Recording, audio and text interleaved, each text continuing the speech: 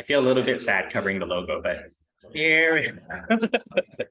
Yeah, well, welcome everyone. Thank you guys for being so on time. We've been doing poetry and psalms for a very long time, and then I'm excited to explore other genres too. And so here we have Proverbs, and yeah, we'll take a look at this first poem. As you may know, the Proverbs, it splits itself into, there's like the Proverbs proper, those that are like 2 lines, sometimes longer, sometimes they come in clusters, like wisdom sayings. But in the beginning, there's also a large collection, actually 15 poems that are long form, and then it ends with 2 chapters of long poem as well. What can we expect from this first chapter is that this first chapter introduces itself. It defines its purpose and also a bit of insight into how to study Proverbs. What can we expect from it? So I've titled this Wisdom is locked in a box. And I think for me, as I work through there are a couple of lines that refer to some of these sayings that they come in the form of riddles. And so if you guys have you guys done escape rooms before? Escape rooms? Super fun. It's a big hobby of mine. But yeah, I think some of these proverbs are meant to be riddles. They're meant to be slightly difficult, not just slightly, very difficult to understand, of varying degrees of levels. And it takes some mental wrestling with to unlock this box and retrieve the wisdom that's inside of it. So this backdrop is that of an escape room. Wisdom is locked in a box. 70% of the insights today are my own interpretation, and I particularly like focusing on the poetic features and their significance. And then 30% is from a very awesome scholar, Bruce Waltke, and his commentary on this first portion of Proverbs. As usual, we'll be using my own translation, TPT, Toby's poetic translation, and the goal is to make poetic features more apparent. Yeah, so we talked about the book of Proverbs splits itself into 7 collections, and it splits itself because each section has a clear heading that addresses the section. And so we're gonna zoom in to the first section and the first poem in that section also. Let's open in prayer. Father God, we come to you with a new book, just excited to open it and learn. Yeah, we have questions like what is wisdom? Why is it so desirable? And how can we obtain wisdom? We ask that you quicken our mind, you bless us with your insight, and may your word just wash over us and sanctify us. And yeah, just looking forward to your word. In Jesus' name we pray.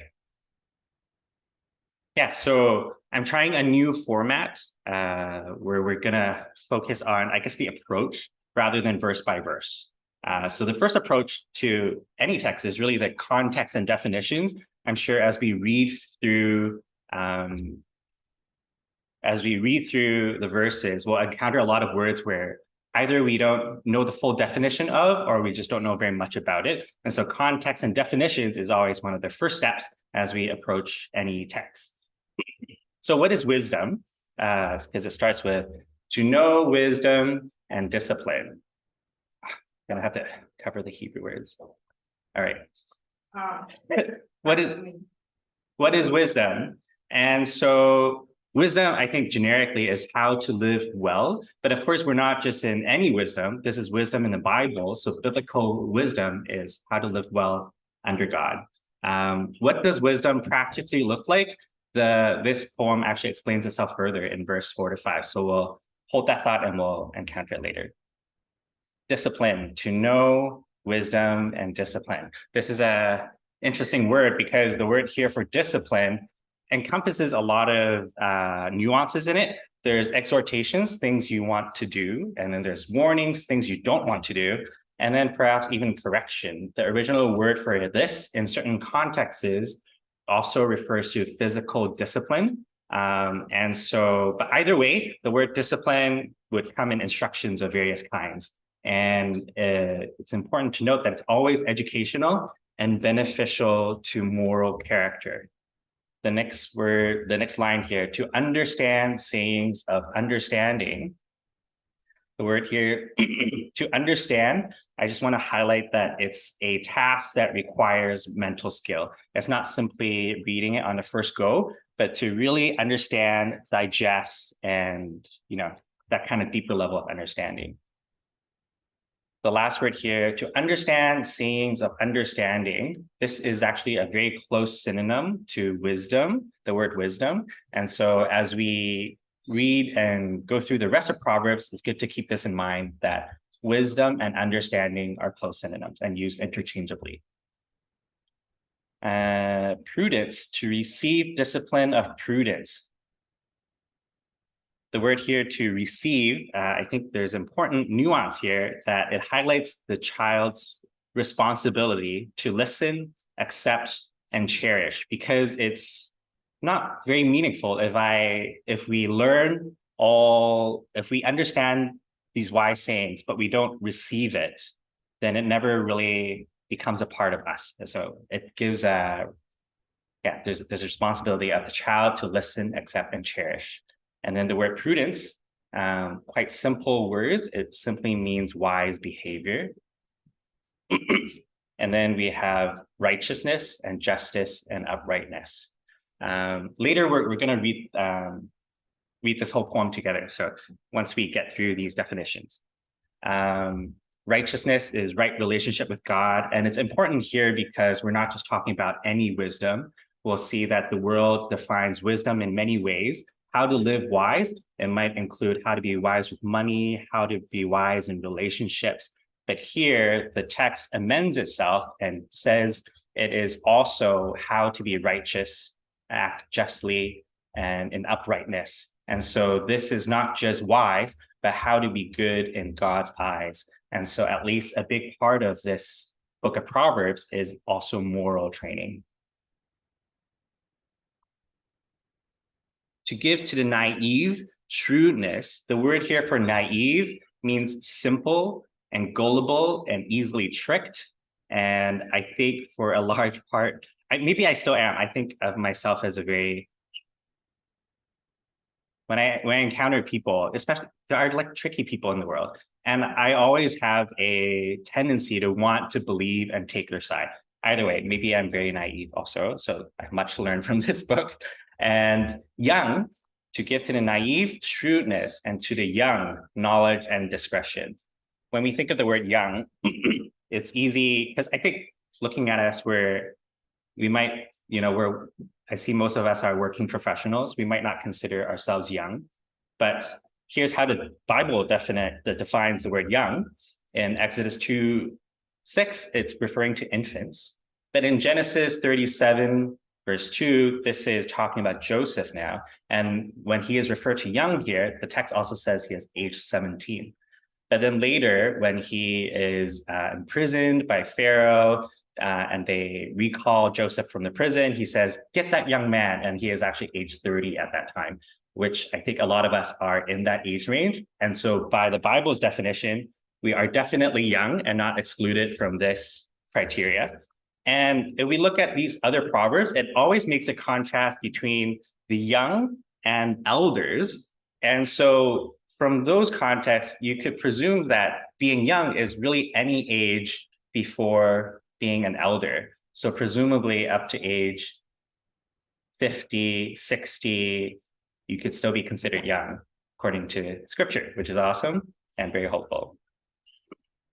Shrewdness and discretion. So this is the outward expression of wise behavior. We want to obtain wisdom and knowledge from Proverbs. And what that actually comes out as is shrewdness and discretion. And so this is wise behavior of the heart, that when we encounter scenarios, we're able to think beyond just what's presented on the surface and even think about what's in the hearts of people and their motives and intents.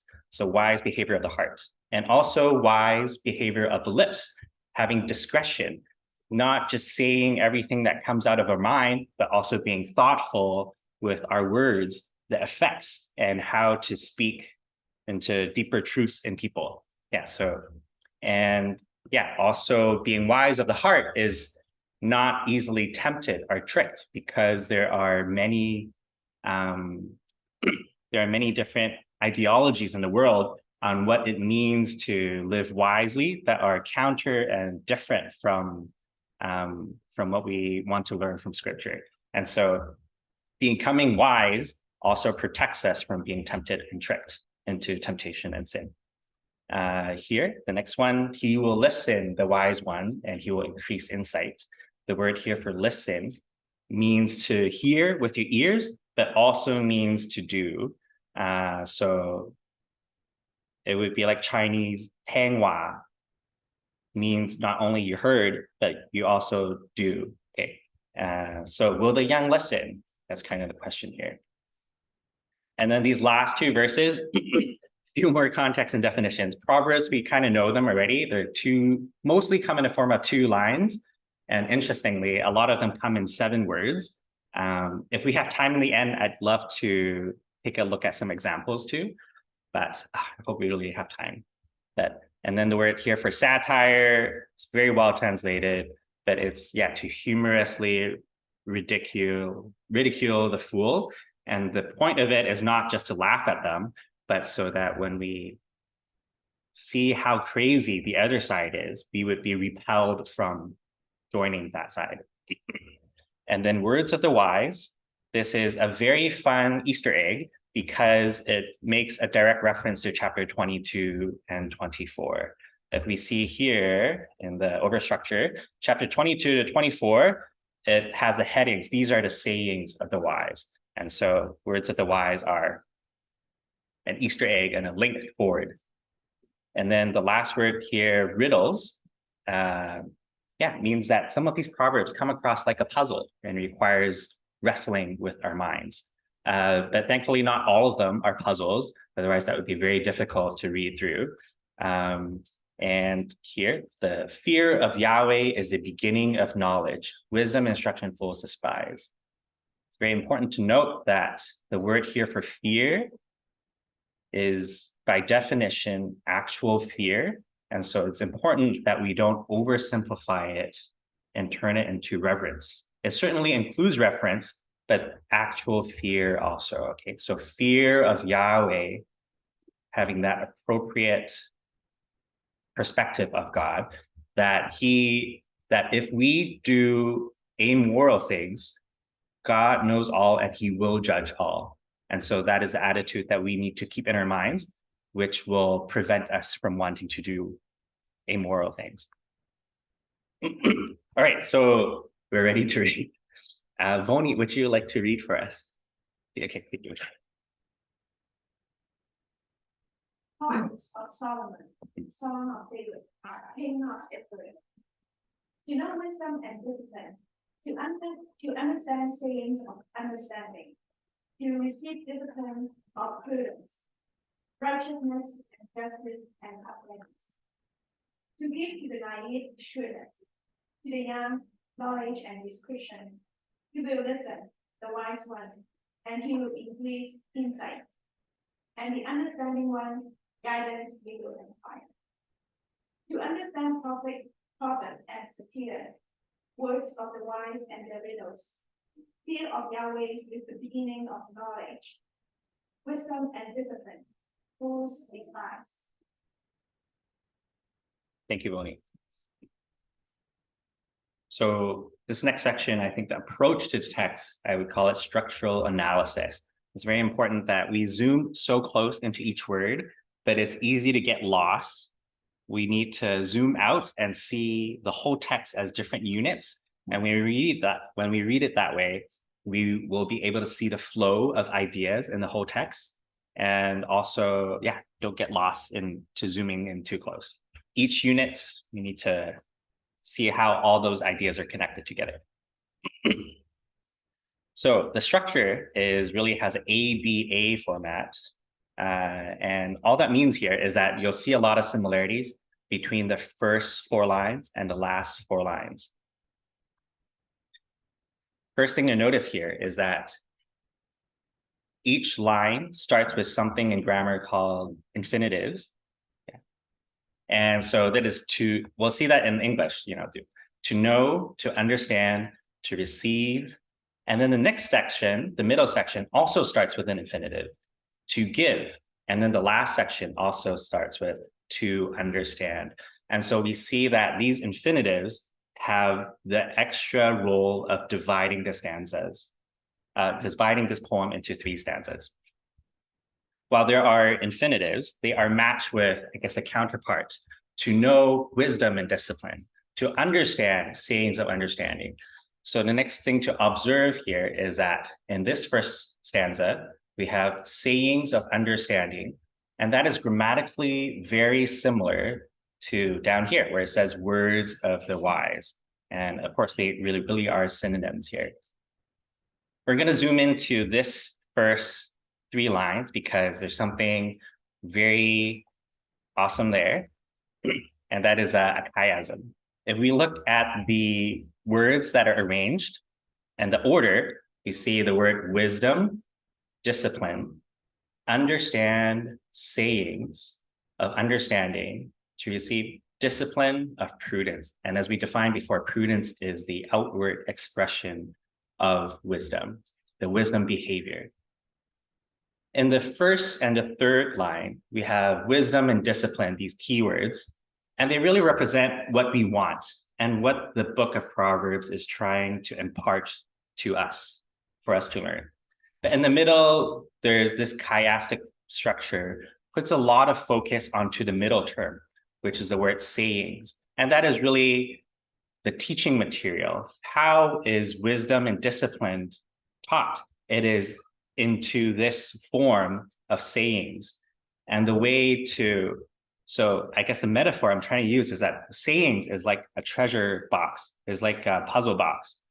And to open it, because wisdom and discipline is contained inside, to open it, we have to use our understanding. Understanding is like a key. It is how we open the box and learn and obtain wisdom and discipline. There's an interesting logic here. To understand sayings of understanding, it requires understanding to gain understanding. Okay, so all of this puts emphasis on the ability, you have to wrestle with these sayings to understand a deeper meaning in them. This whole poem ends with a very key line. Fear of Yahweh is the beginning of knowledge. Elsewhere in the Bible, it would also say fear of Yahweh is the beginning of wisdom. These are close synonyms. So fear of Yahweh is the beginning of knowledge. Very important to understand what it means, because this seems to be the key in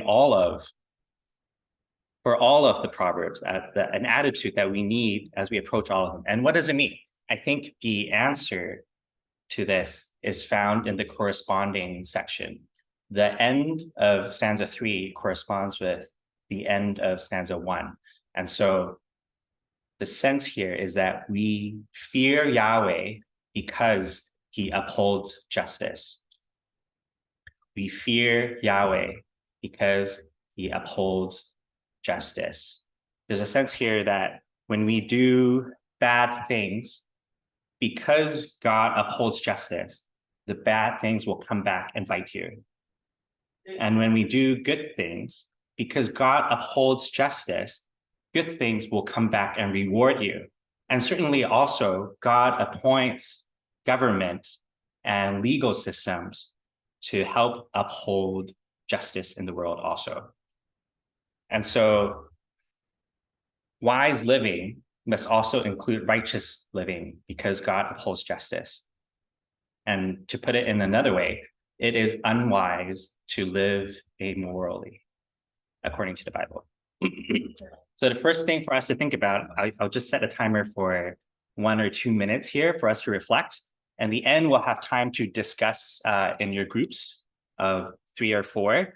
Yeah.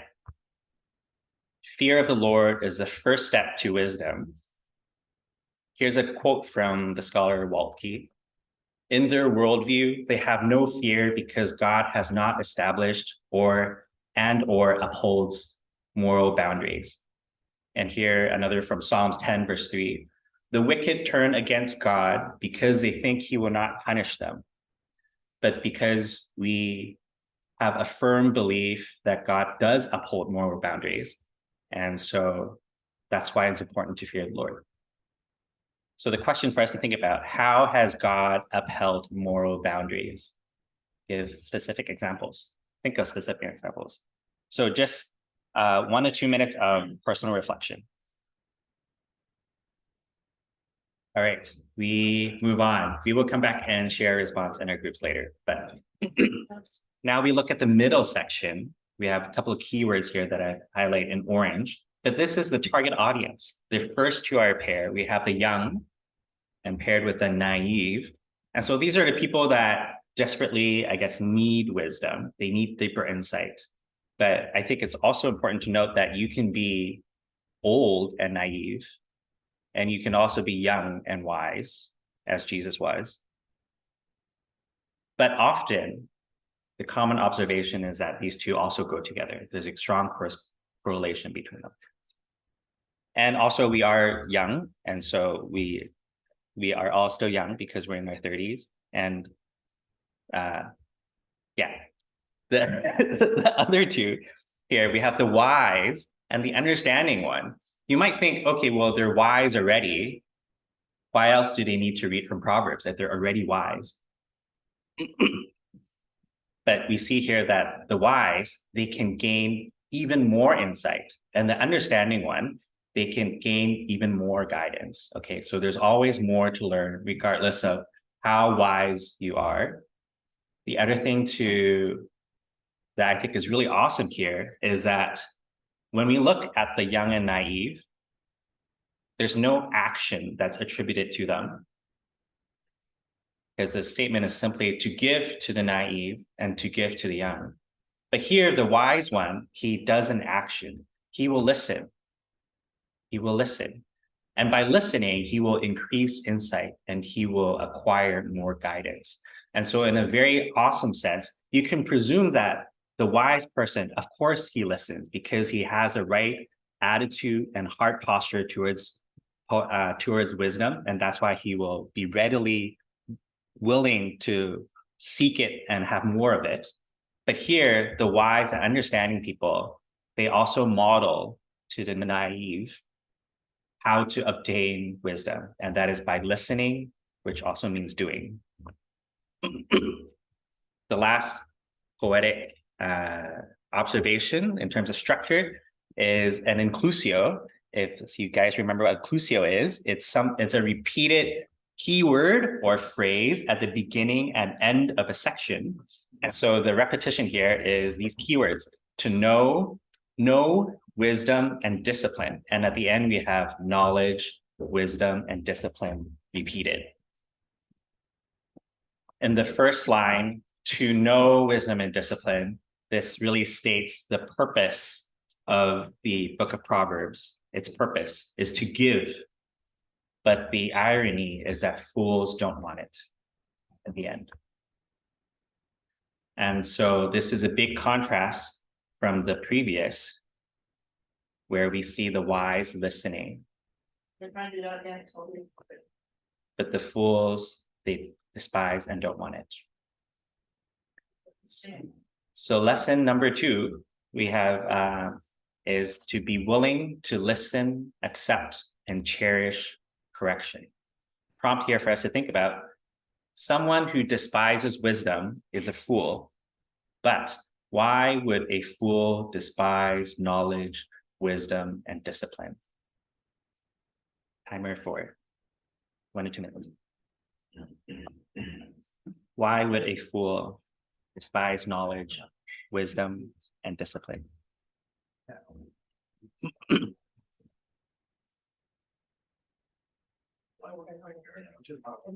All right, we're gonna bring you all back. Yeah, mid-sentence. I know, I understand. We will rediscuss all of this in your group at the end. I think there's a very sobering lesson here also, to be cautious and to have careful examination of our own hearts, whether we are fools or not.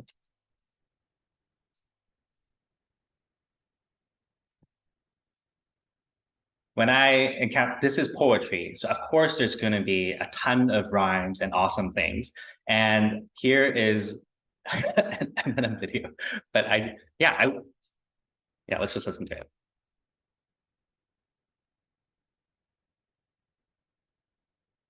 Please work. You said that you bend the word. Yeah, it's just in the enunciation of it. Like people say that the word orange doesn't rhyme with anything.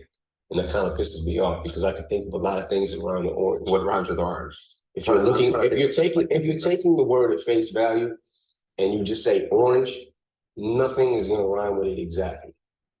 If you enunciate it and you make it like more than one syllable, orange, you could say like I put my orange 4-inch door hinge in storage and ate porridge with George. I just have to figure out the science to breaking down words and try to. And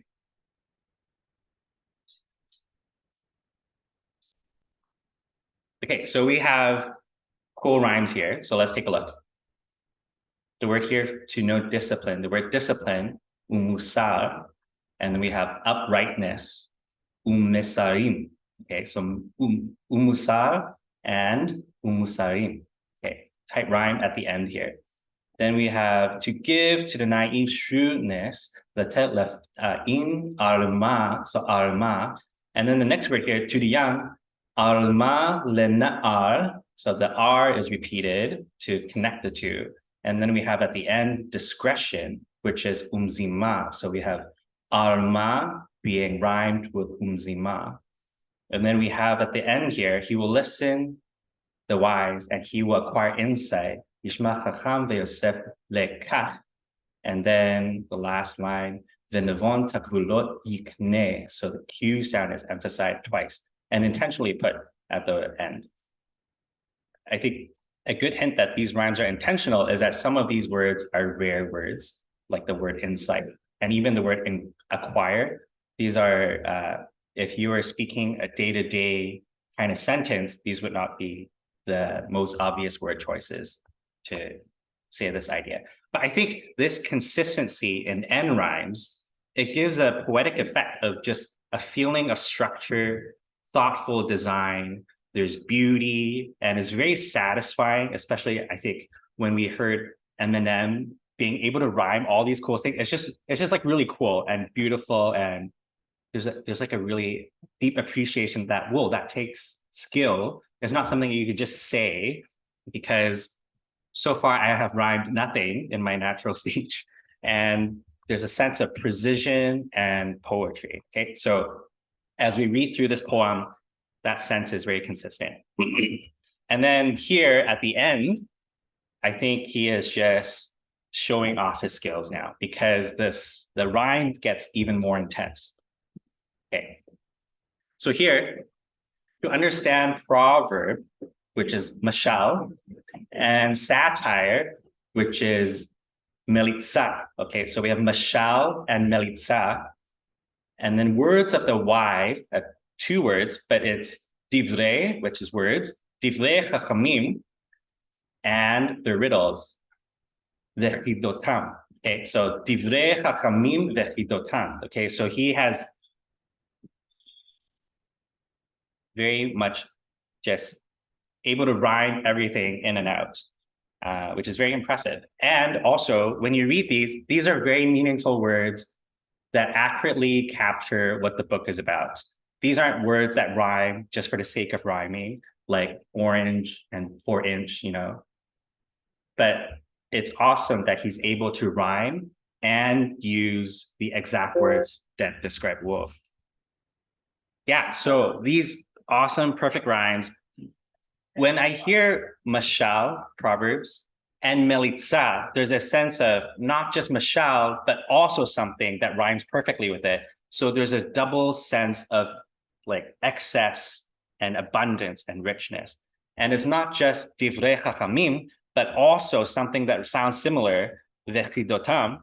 So yeah, he's just flaunting his skills now. when we look at the above section, we call that we have sayings of understanding, which really is like a puzzle box. And inside it, we have wisdom and discipline. Okay, wisdom and discipline is trapped, well, contained inside the box for us to open. And here we have 4 synonyms of sayings, because sayings of understanding is like same as words of the wise. But here we have a 4-fold multiplication of this richness, not just one box, but we have many boxes. And very awesome is also the keyword. They use the same key to understand sayings of understanding, to understand Proverbs, satire, words of wise, riddle.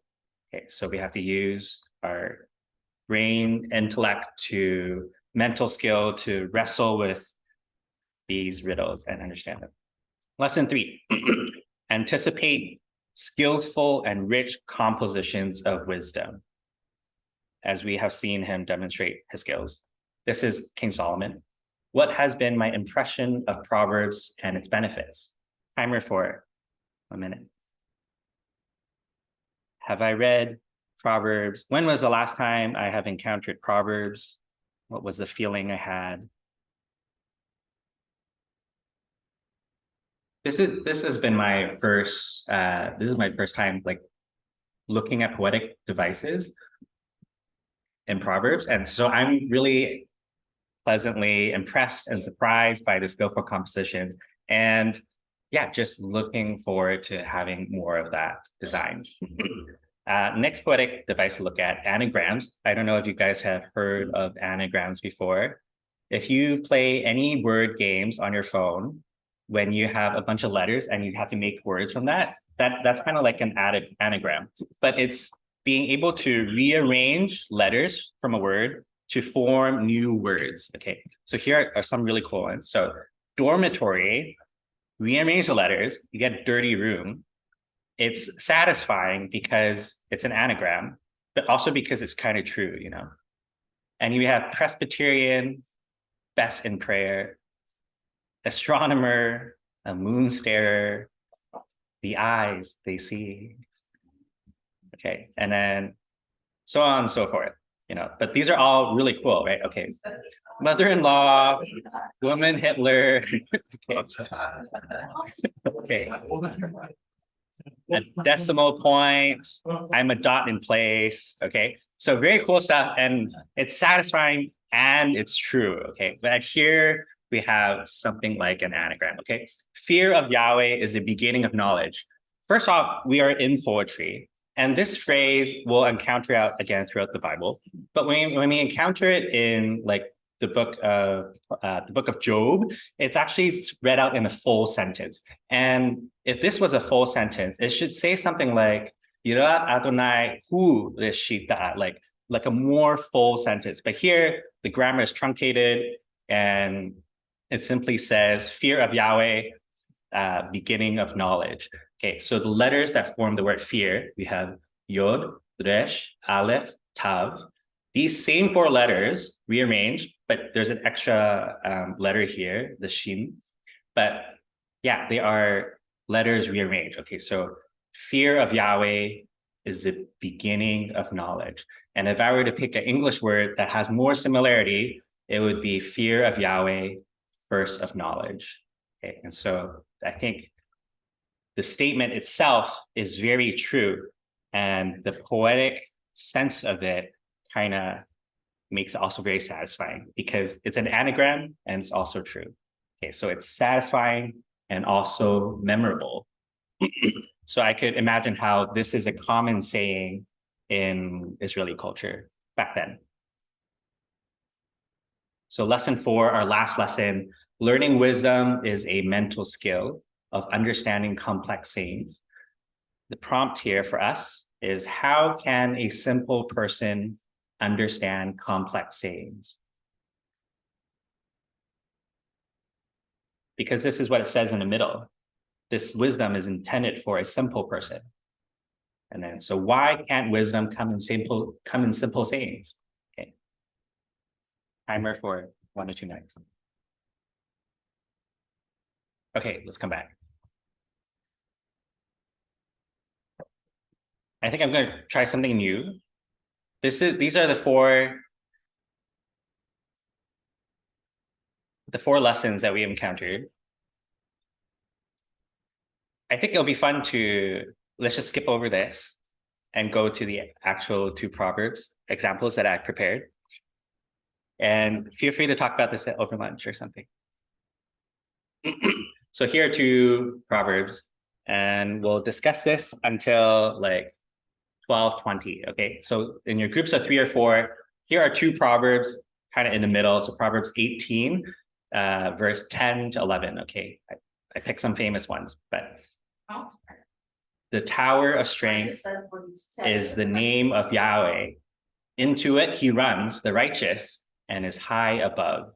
Okay, the word here you might know from the song, the name of the Lord is, the righteous run into it, and they are safe, right? But the word safe, nishkav, most literally means high above, which makes sense because you're running into a tower that's also high above. Okay, so I've translated it very literally here, but it also implies safety. Okay. The next line, wealth of the rich is the city of his strength, and like a wall high above in his imagination. Okay, so in your groups, I think by working through this, maybe we'll encounter all the objectives that we started out to. Okay, so feel free, groups, and then. Right here. Good. Right. Yeah, right here. Yeah.